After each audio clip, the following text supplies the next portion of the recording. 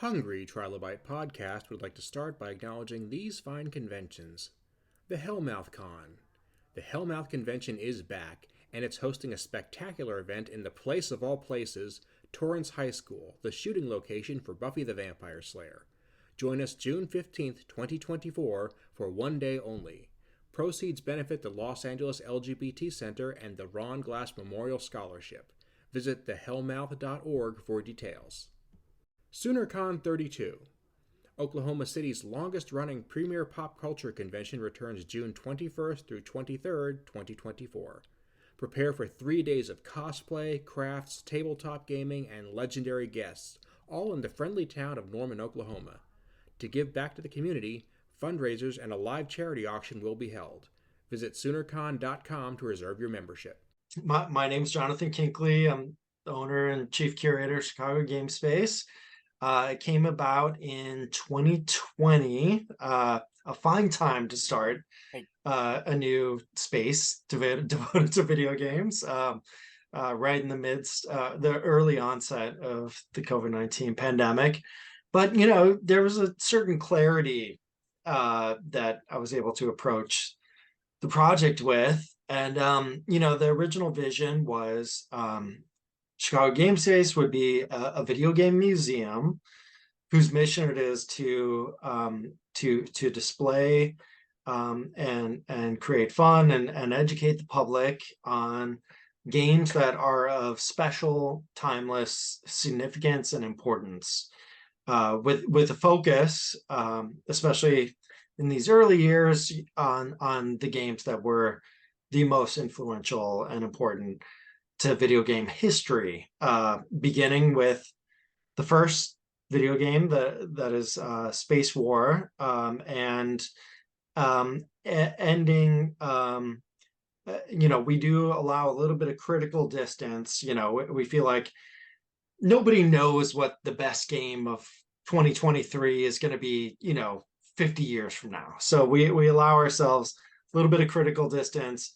Right now, we're also limited by the amount of real estate we have, so we kind of end more or less around the year 2000. So, showcasing arcade, console, experimental, and PC games, for those basically, first 40 or so years of video game history.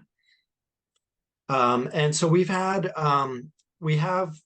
as part of GameSpace, not just the video game history collection, where we invite people to play their way through video game history, but we also have rotating special projects, such as the current art, sound, and design of Q Bert exhibition, which ends this coming Sunday, that I curated along with Ethan Johnson, who was lucky to have join as assistant curator and gallery assistant in a little over a year ago. He's been a longtime friend of GameSpace, but it joined on in that official capacity at that point. And we also have a video game archive and library that we're building behind the scenes. And Ethan is with us today. Mm-hmm. That I am. I'm a video game historian. That's how I kind of got into the middle of all of this. It just so happened that this exhibition was opening up right in my backyard as I was helping on Tim Lapatino's Pac-Man Birth of an Icon. He invited me over to the Pac-Man show that they did in 2021. And I realized that it was very close by to me, and eventually pestered Johnathan enough that I'm the on-site co-curator. So I'll be the one that you'll see if you come by Chicago GameSpace. And Ethan is kind of underselling his role as historian. I mean, honestly, nobody I've met knows more than video game history than Ethan Johnson. He's, as far as I'm concerned, Chicago's most knowledgeable video game historian, along with some amazing specialists here in the city. But in terms of breadth and comprehensiveness of video game history. We're lucky to have Ethan helping us at GameSpace. A lot of useless factoids up in here, I'll tell you. A lot of people would think, who aren't really into the hobby, might think that when we say video game historian, we're being very tongue-in-cheek. And that's not the case at all, because people who, when you study history, you're either studying something that literally just happened or might have happened hundreds of years ago. It's very odd to study something that is like video games, where you have only a few decades of history, because then you find yourself in a very weird position where you're just starting to realize what you don't know. And there are cases where something that you might have known 5 to 10 years ago is now unknowable because the source just passed away or the company just went out of business. There's a lot of stuff that's just slipping through our grasp that we're trying to figure out, what information do we need to get a hold of right now? Yeah, and there isn't really an academic study of video game history as such. There's a couple people in academia who are working on this, and there's an academic institutions like the Strong Museum in Rochester, New York. But in general, video game history, it's still an amateur field, I think is the way to say it. An amateur is not derogatory, and I definitely consider myself an amateur. But because, just like government institutions, academic institutions, they move slow.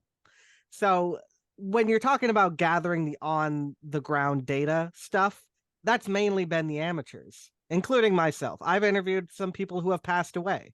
And, just collecting that information so that it can be conglomerated and examined is part of the position. You don't have a data set to work with.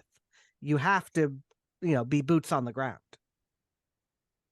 And we are, in terms of like a field, at a little bit of a luxury, because so many of the creators are still with us, although you, Aaron and Ethan, rightfully both acknowledge that we are starting to lose some people. Ralph Baer has passed.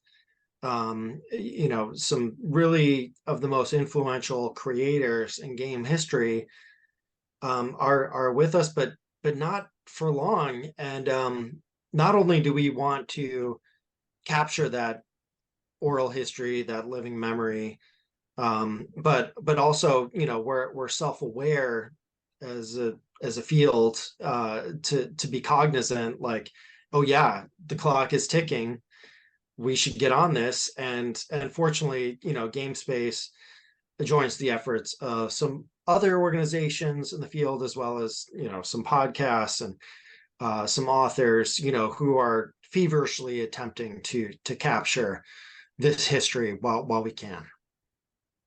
And for something that's very, very much tied to technology, which is proverbially quick moving, people didn't really understand. I mean, it took a while to realize that, well, when the experience is quick moving and the fandom is quick moving, the facts that you need to have to understand what's going on are quick moving too. They can move out of your realm very, very fast. And that's something that we just now kind of started to appreciate.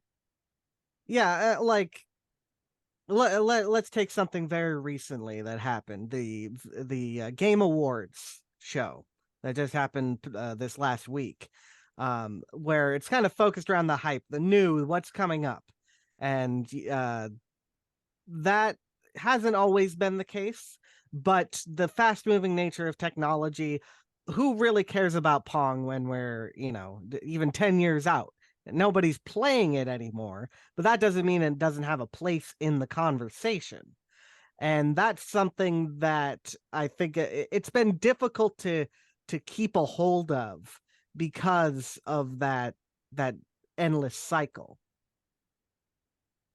And when you talk about the conversation, that's what I like about Chicago GameSpace, is that it is taking part, not just the games themselves and giving people like a chance to just walk up and play them, or putting them up on a pedestal. It kind of embraces the cultural impact of the games, what it felt like to be in that moment in time, and appreciate the industry as it was when Mortal Kombat 2 came out, when Pong came out, when Super Mario Brothers 3 came out. Yeah, you're right. We do try and offer through our educational facets, a little bit of the cultural context, which these things emerged from. We share a little bit about how they were received, the journalistic who, what, where, when, how, and why of how they were made, how they came about, the context they were created. But also, like, we do, it's kind of an imperfect formula for the calculus of which games are selected for on display. But in my mind, what's absolutely critical is that they have the criteria that they are timeless. These are games that have fundamental gameplay elements that are worth playing again and repeating and learning from, and that have stood the test of time to a certain degree, in that these are the games that have entered various hallowed museum collections, or have been recognized by historians and scholars as being of kind of enduring significance. And yeah, these are the games that we are, we're not in this to tell the story of every game. There's other organizations that are trying to do that. I think that's exhausting. I think there's a lot of media that is worth forgetting, to be honest. And be careful there. What's that? Be careful there. I'm going to stand by that comment. And not to say it's not important to everyone, but I think you need a history that comments on the peaks, and not the valleys of video game history, and that's the story I'm most interested in telling. I'm not going to ask you to pick on any particular game. I'm going to volunteer to do that for you. I'm looking over your shoulder, Johnathan, and I'm seeing a Mortal Kombat 2 machine, one of my favorite games of that era. And I'm guessing somewhere in your facility there is some sort of reference to Street Fighter 2. Is there a reference to Shaq Fu? No, and there never will be. Okay. And I'm just going to ask, what was the criteria? And I'm sure there is a criteria, but what's the criteria that says Mortal Kombat 2 and Street Fighter 2 make the cut and Shaq Fu does not? Somebody has to have that conversation. I'm just asking how the conversation goes. I mean, there is a certain selective Chicago bias, for one, in that, of course, we've got behind me, these are arcade one-up knockoffs. We have the real deal at GameSpace. I'm just in my basement right now. But they're a lot of fun to have and play. And of course, we've got Ed Boon and John Tobias with Mortal Kombat 2, and Eugene Jarvis with Defender behind me as well, who are just towering figures in the canon of Chicago arcade game history. And these Chicago arcade game history is also arcade history, in the sense that, during various phases in the 80s and mid 90s, there was no better arcade experience to be crafted, than one that was made local to us here. And so we have a slight bias. But I feel like it's inaccurate. I wouldn't say it's a bias. It's a story that's not being nearly as told. Because, when you think of the big ones, you may think of Midway, that's a little outsized. But when we talk about stuff like Atari and Nintendo, that's West Coast stuff. But the Midwest was the center of the coin-op industry going back to the early 1900s. And that's a story that is not told anywhere, even in Chicago. There is no pinball museum in Chicago. There is no place you can go and feel the history that is baked into it. So it's been exciting doing these exhibits that highlight the local history. Pac-Man, to a degree, highlighted the local history, obviously a Japanese game, but manufactured in the US. Then we did Tron, and now we're doing Q Bert. And, Shaq Fu, I confess I've never played it, so I can't make a purely, objective or subjective diagnosis of its value. But it's a game that draws a smile, a laugh, a spoof. It might be when people talk about it, there's various games that come to mind. Often the most off-cited is E.T. as the worst video game of all time, which I don't necessarily think is true. I've been persuaded with evidence to think otherwise. But anyway, yeah, these games are not worth being canonized to the degree that the games that we have are, that have incredible replay value,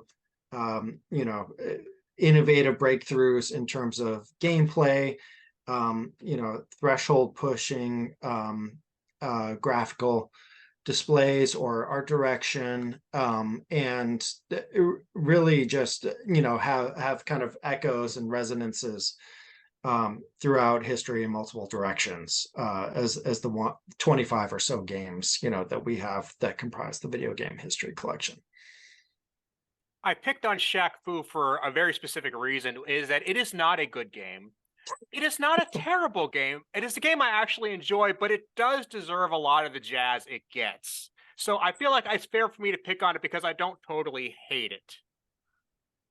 But Cindy, you talk about the Midwest and Chicago specifically being an integral part of video game history and coin-op history, and that it doesn't get told outside the region. And that's a big deal for me because I'm an East Coast guy. I'm still fairly new to the Midwest. So I'm interested in hearing this story. I'm interested in pursuing as much information as I can about this.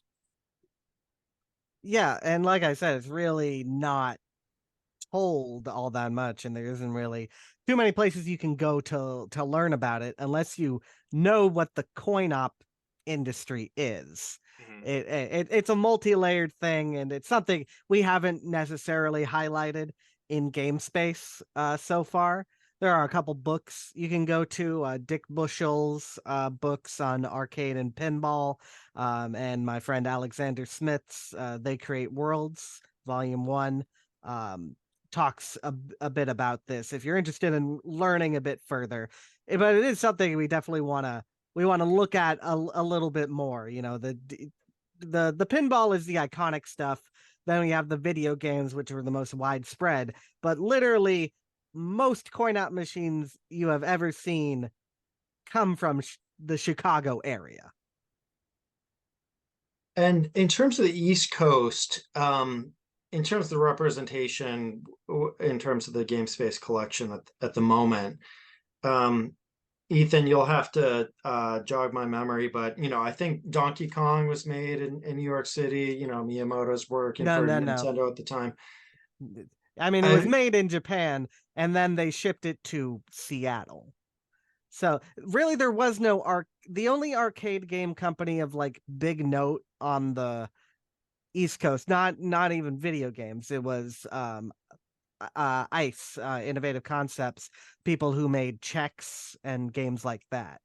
That was a New York-based company, as was US Billiards was in New Jersey. So most of the stuff on the East Coast is computer game focused, Infocom, Looking Glass, stuff like that. And it's a bit more difficult to represent those games in a museum format because that's like thinky games. And we've referenced a couple times the Q Bert exhibit that you guys had open, and unfortunately, by the time this hits the internet, it's going to be too late for pretty much anybody to see it. But if this is a great idea, and I'm hoping that you guys continue on this trend, because as I understand, you invited in for a celebration of the art of Q Bert some of the designers from the game, so that they could speak to what it was like to create that vision, to see it through, and see the cultural impact of it 40 years later. Exactly. Yeah. This is a spotlight we wanted to shine on a unique piece of Chicago video game history, which was the somewhat rare arcade video game hit of Q Bert for Gottlieb, which is a pinball company. And yeah, for the opening of the project and leading up to the conversations related to the project, we were very fortunate to have the support and involvement of Warren Davis and Jeff Lee and David Teal, who were responsible for the making of the game at Gottlieb, and each had unique, profound contributions to its design and audio and art. And so we were able to capture the key stories from the development of the game, as well as the discourse that followed the game. You know, its reaction by the public, its sales figures, its duplication in other media, you know, its aspirations to build, you know, a Pac-Man type mascot, you know, for Gottlieb, and its success in that arena in terms of its porting to other media and other game console systems, as well as television, radio and film and whatnot. And so yeah, just a really fun, exciting, illuminating project that we hope people will have a chance to enjoy before it closes for the 17th. And the opening night of this show was just out of this world. Because I like we got some good stuff for the Tron show, but the opening of the Q Bert show just it lit a spark under people for coming out. We got Eugene Jarvis there. We got a couple other video game luminaries like Josh Sway there. And people were just lit up the entire night because Warren and Jeff were there. Yeah. Yes, the two of the people who helped create Q Bert were there, and it was a fabulous time, and something I will definitely remember for a long time. Which it's always great to get the creators involved. Yeah, Warren Davis has received I don't know, some sort of White Castle issues these designations for you know, consumers of notes, and Warren Davis is a special fan of White Castle burgers. They are quite tasty, and notably they are served in almost cube-like formats. You know, they're square burgers. So we had the evening catered with White Castle burgers. And we had you know, some of Warren's White Castle pedigrees, you know, certificates of honor emblazoned on the wall. So it was a lot of fun, and great turnout. You know, it was end of summer, beginning of fall, and great energy for the room. We got the creators, Warren and Jeff, to speak a little bit about their thoughts and their process in making the game and what it was like. And as Ethan said, yeah, a wonderful, magical night. And obviously you can't just duplicate this project down the road. I mean, everything has to be unique and different, but I'm hoping that the concept, or at least the energy that you made here, is going to be something that you consider lays the groundwork for the next thing and the thing after that. Yeah, it's true. You know, as I said, we have the history collection, and then we do these rotating special projects. And some of them are focused on traditional game history, but also, you know, sometimes we interweave some new media, fine art work as well into the mix. You know, independent creators, artist creators and whatnot. And we have these special projects from time to time. Ethan and I, along with Jim Zesby of Logan Arcade and Tim Lapatino, who was involved as co-curator with the Tron exhibition, as well as the Pac-Man exhibition that we've done, are all in conversation about opening this exhibition early in 2024, about the format wars in the early days of video games. You know, many people know the the Blu-ray versus HD DVD, or the Betamax versus VHS format wars. But in the video game world, there was kind of a display format battle. Battle's not the right word, but essentially there were vector graphics and raster graphics. And you think of vectors as essentially the computer drawing lines. Asteroids. That's what Yes. you should think. And raster graphics more of a pixelated bitmap look. And so this is going to be an exhibition comparing and contrasting those early days of vector versus raster graphics. And so we're excited to bring that exhibition to the Chicago public early 2024. And it just happened to be something that I had been researching for a book that I'm writing as well. So just happened to nicely slide into my interests. So, Ethan, are you on Team Vector or Team Raster? Well, there's not a lot you can do with vector, being entirely honest here, spoiling the war. But it's a beautiful thing when you find a vector game out in the wild. And I have had so many people come in and ask how Asteroids is so bright, because we have an Asteroids in there, and they've never seen anything like that before. And if you've ever been in college or something and you see an oscilloscope, it's otherworldly in a certain way. And getting to get a little bit behind the scenes with that is going to be quite fun, I think. In my bored moments, I like to imagine taking a more recent game, not even super recent, but something like Doom or Metroid, and trying to imagine it in vector form, and just to imagine how you would even conceive of pulling it off. Well, there's some very neat Vectrex demos, if you've ever seen those. We are hoping to have a couple Vectrex games compare and contrast alongside the home versions of the time. And that's one area where Vector was actually way ahead, because you could do so much more with the Vector on the Vectrex versus what you could do on, say, the Atari 2600. It was a time when the limitations of the display at home were so profound that even a primitive vector display gave you a lot more flexibility. Yeah. I mean, the comparison today between a modern computer monitor and a modern HD TV, the difference is a lot slimmer compared to what it was 40 years ago. Exactly. And that's kind of been a continuing trend in many areas of video game technology, is that the difference between the best and the worst today is not that profound compared to the difference between the best and the worst 20, 30, 40 years ago. Yeah, even in the major part of the collection, where we talking about the arcade stuff, is we have Space Invaders on one end, and on the other end we have Pole Position.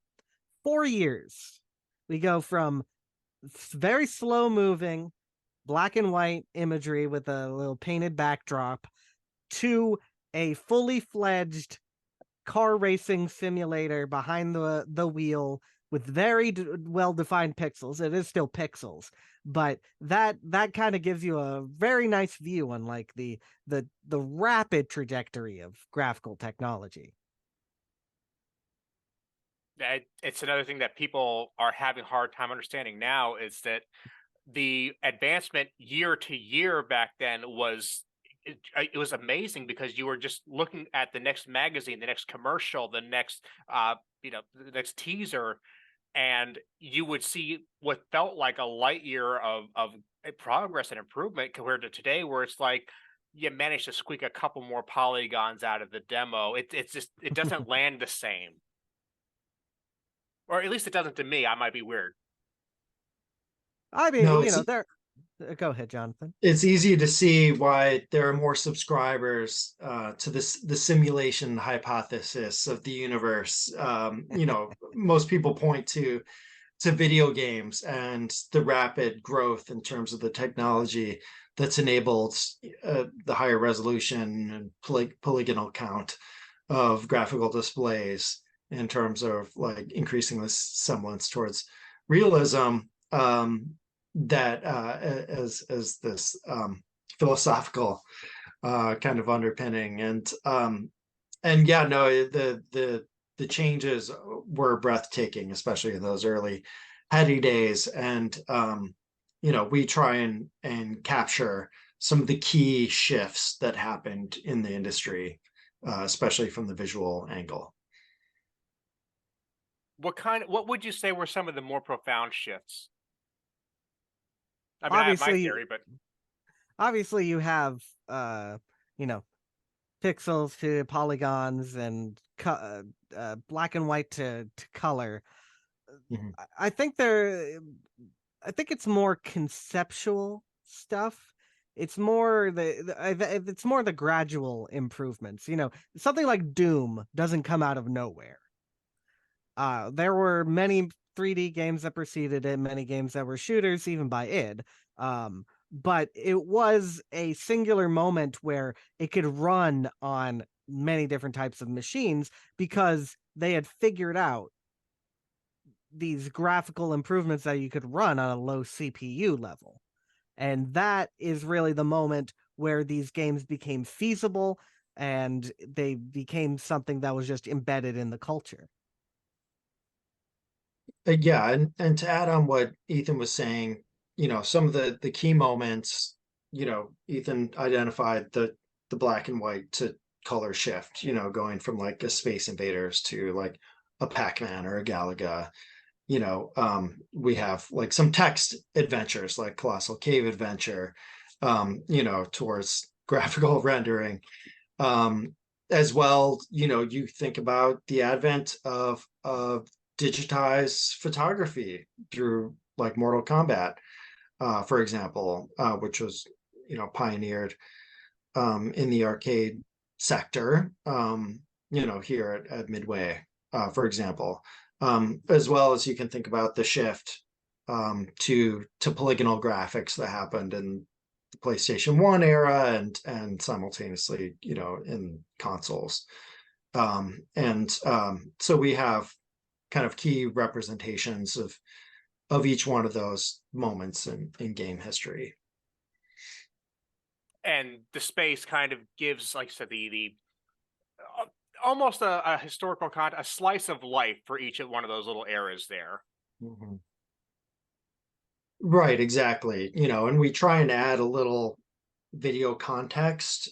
So for example, behind me we see Defender, which notably featured side-scrolling graphics. Defender wasn't the first to do that, but perhaps was maybe the best known to do that at the time. And we have uh, an accompanying video display of a very young Eugene Jarvis talking about, developing Defender, for example. And so, we try and have bake in that educational component to GameSpace along with the game, having people play the games for themselves directly.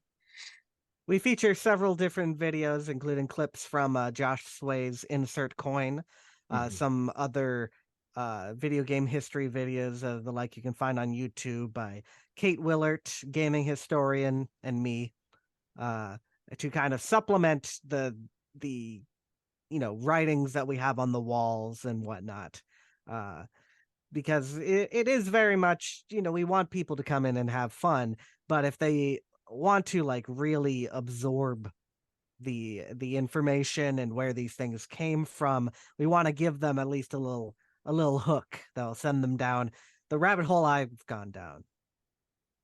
You'll find, at least I found when studying video game history, that a lot of times it comes down to not what was the first thing to do this, but what's the first thing to do this that mattered to most people. Like the Atari 2600 was not the first video game system, but it was the first one that mattered to the majority of people. Or Street Fighter 2 was not the first one-on-one fighter, but it was the first one that mattered to a lot of people. A lot of times it becomes that question of what's the first one that grabbed people and wouldn't let go. I mean, that is a specific idea of pop culture. You can look at it in several different ways. You can look at something like, the Street Fighter 2 preceded by ER Kung Fu or by Kung Fu Master, which were both very important in their own time, in their own way. if you consider the culture part as more important than, you know, the technological advancements and things like that, that's just perspective. I mean, like in my video series, I am looking at like the first stuff, and I'm finding some very interesting things when I'm looking at it from that lens. But you know, I'm not expecting everyone to know all these fiddly little things that were in the background in computer labs. It's just how are you viewing the history? These are historical lenses that you can look at the overall story by. This is something what, you know, academic historians do, but we just haven't really had that in the realm of video games. Well, but I think you do raise a good point, Aaron, in the sense that, and this is actually a topic that some of the chief protagonists in video game history have spoken to directly.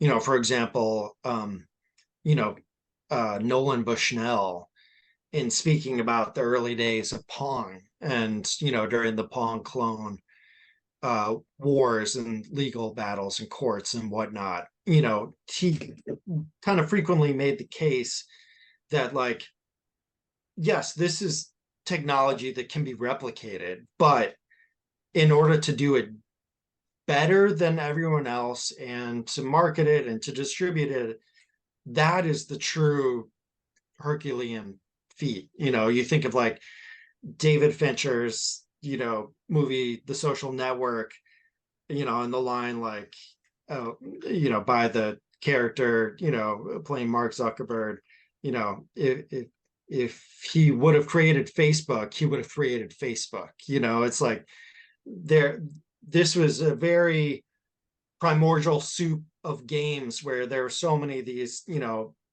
paddle and ball games emerging in the early days of Pong and whatnot. But, you know, there's only one Pong. And, you know, even though Ralph Baer had, you know, a ball and paddle game, you know, in the Magnavox Odyssey, and there were other examples out there, you know, Pong distinguishes itself, you know, in terms of its gameplay, you know, from those other examples. You can see through this conversation that Johnathan and I, you know, we come to terms on a couple things. Nothing ever too violent, but you know, we debate these things. You know, what stands as important and what is kind of the perspective that GameSpace takes, and you know, we find where we land on that through each exhibit, pretty much. I would assume that if you guys saw eye to eye on everything, you might not get a lot done. Because sometimes these kind of conversations are what really flesh out that what really is going to be, what's going to make it matter for the rest of the exhibit, the rest of the exhibition.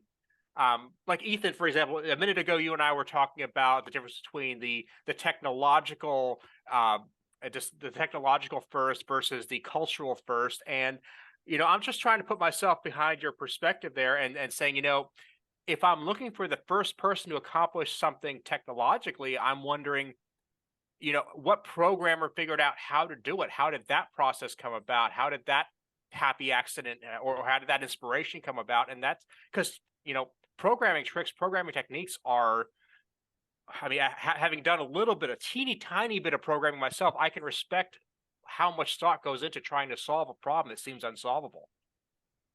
Yeah, and I mean, throughout video game history, that's half the story, because most of these people are just techies. They're not artistic geniuses. They are literally working within the limitations of what they have and happening sometimes to come upon something that's really good.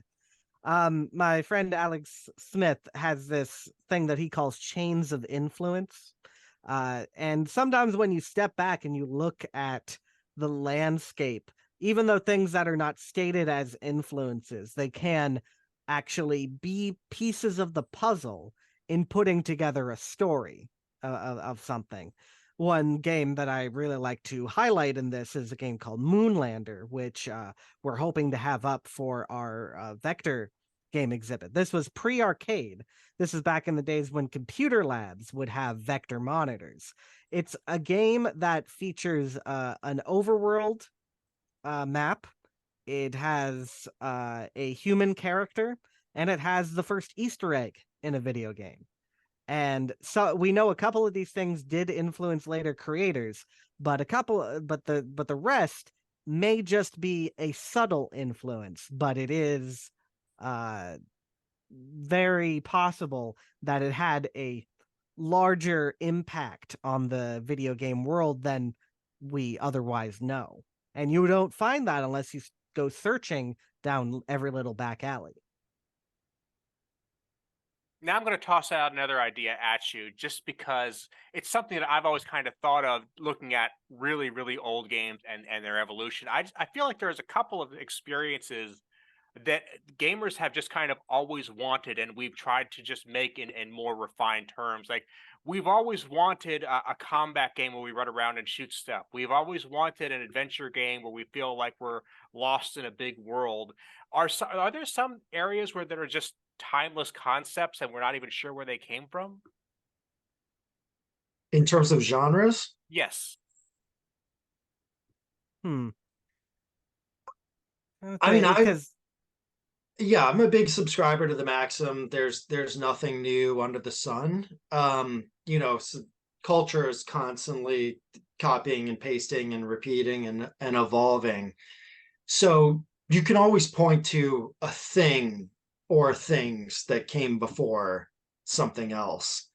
I would agree with that. But in the one sense, I mean, video games, and this is the reason why I think they are the most exciting artistic medium that has ever come along, is the sense that they're kind of the synthesis of all media. You know, there's sound, there's theater, there's visual arts, there's you know, gameplay, there's agency, and you know, so that's what's especially compelling for me. But Ethan, curious what your thoughts are on you know, Aaron's question. I mean, I'm in deep, so I know you could ask me like, what's the origin of X genre, and I could tell you. But like, you know, you think of something like Minecraft, which came out of nowhere in terms of the big popular games of the time, but I could name you about 100 influences for Minecraft, not even digging that deep, because it's just, you know, it is part of a culture. It just may not be the mainstream culture.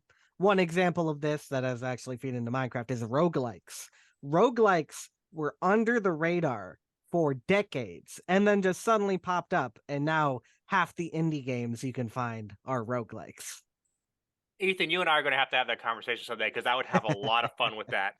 Okay, gents, I know the three of us have had a day, all right? But I got to tell you, I appreciate you both being here, and I want to make sure people can find the Chicago GameSpace, check out what you're doing on the web if they're not local to the area, and maybe plan a trip into town if they can make it happen. So where can people keep track of you guys?